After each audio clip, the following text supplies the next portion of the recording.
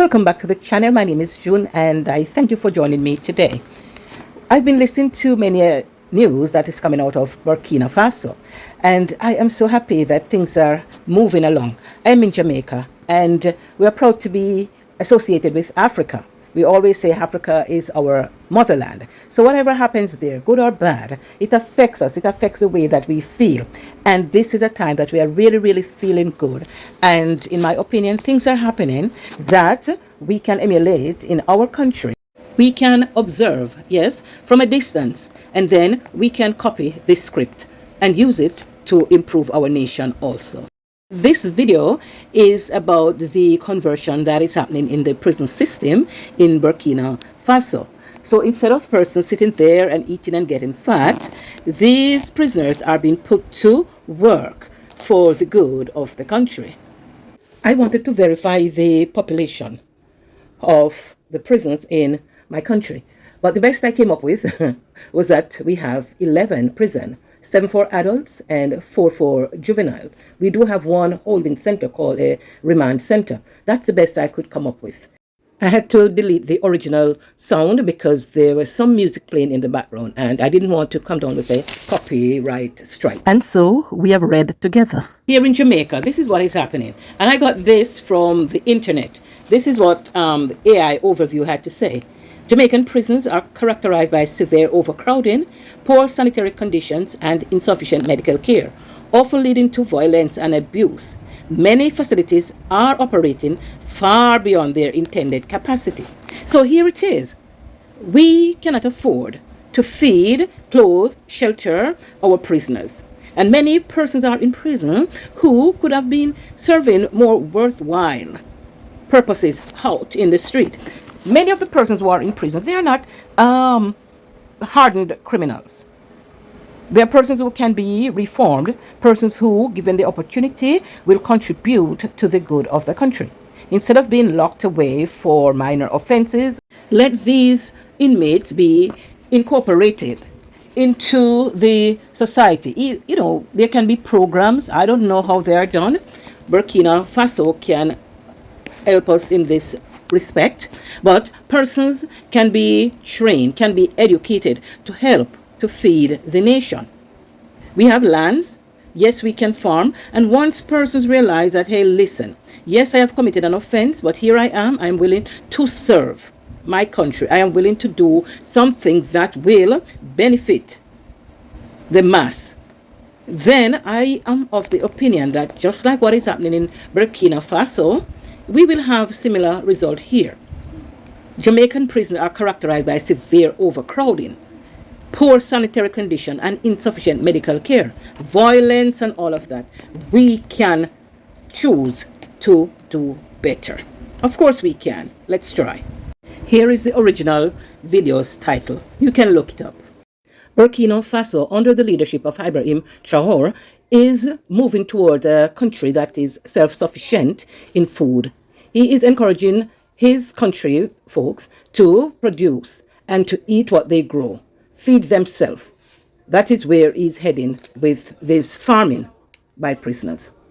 You should go to the original video.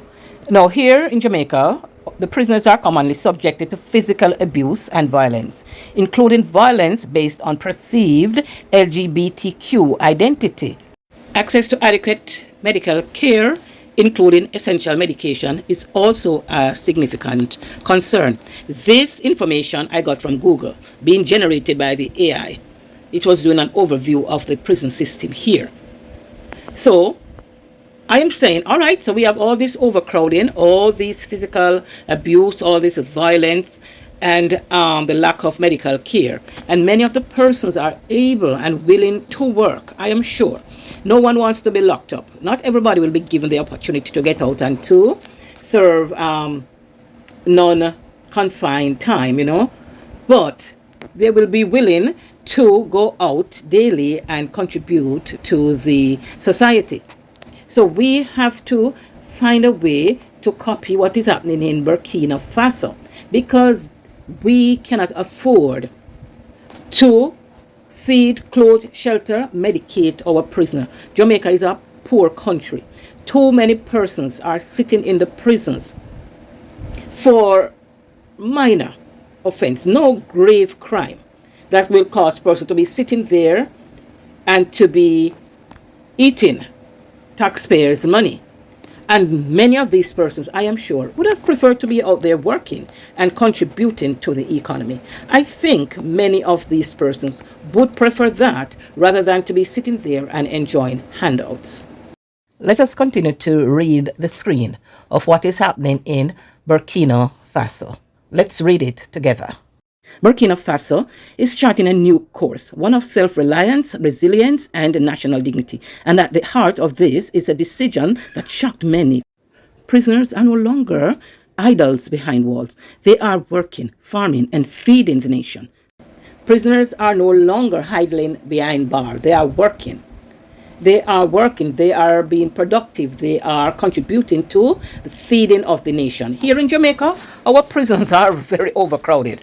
Prisons, particularly the Tower Street and St. Catherine facilities, these are male prisons, they are severely overcrowded, with some operating at over 200% capacity. Wow! This overcrowding leads to cramped living conditions, insufficient space, and poor sanitation.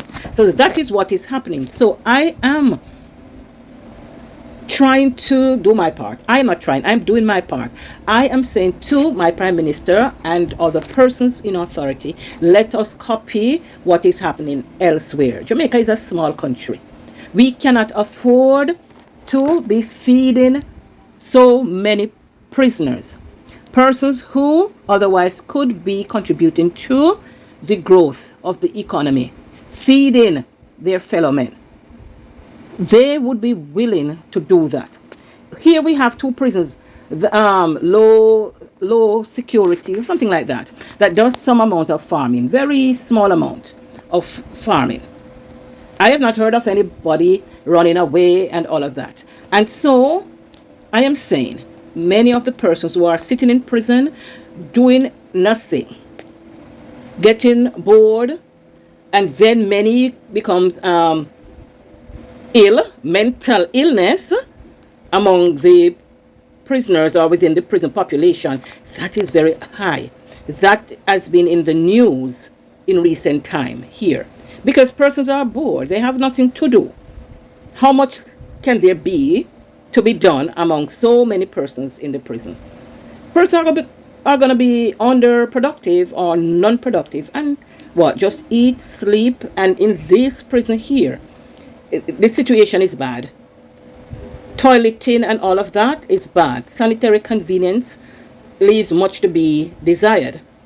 Yes, I was watching a video by one person who was at the male prison, and he said it wasn't until he had an interview with some persons from in the US that the toilet system changed. It's that bad. So I am appealing to the authority here. Let us see how much of what is happening in Burkina Faso that we can tailor to our system here in Jamaica. And so we continue to read the screen to understand what is happening in Burkina Faso. I'm so sorry that we can't use a sound on this video. When President Traoré said that Burkina Faso would no longer beg for food, he backed his word with decisive action. One of the most groundbreaking policies introduced under his leadership is that the integration of prison into the national agricultural workforce. What was a burden on the economy, the cost of housing and feeding prisoners, has now become less of a burden through a structured farming system, a structured correctional system based on work, based on farming. And that is good. So here we have information that can change our prison system. There's a lack of oversight within the prison or within the Department of Correctional Services. Prisons often operate with limited public oversight, hence contributing to the potential for abuse. All of this can be reduced. We have a model in West Africa, in Burkina Faso, that we can emulate. We can copy, we can learn from them. We are a small nation, we are poor, we cannot afford the prison population. We need to do something, and we need to do something fast. This nation cannot afford. And then I'm hearing, that we are thinking of making more prisons. For what? To confine healthy body persons, persons who can help this nation to grow. I mean, we are not worse than anybody else. There in Burkina Faso, there is a model that is being played out. There is a model that is being practiced. There is a model that is working. We must emulate it. We are a small country. We cannot afford the prison population. We must copy what's happening elsewhere. Let us continue to educate ourselves.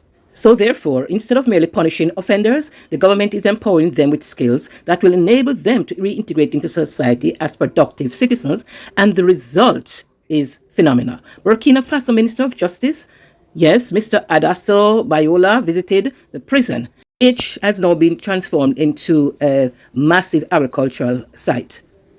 That is what is taking place. And he's standing before a vast field of wheat and maize and rice cultivated by inmates. He made a powerful declaration.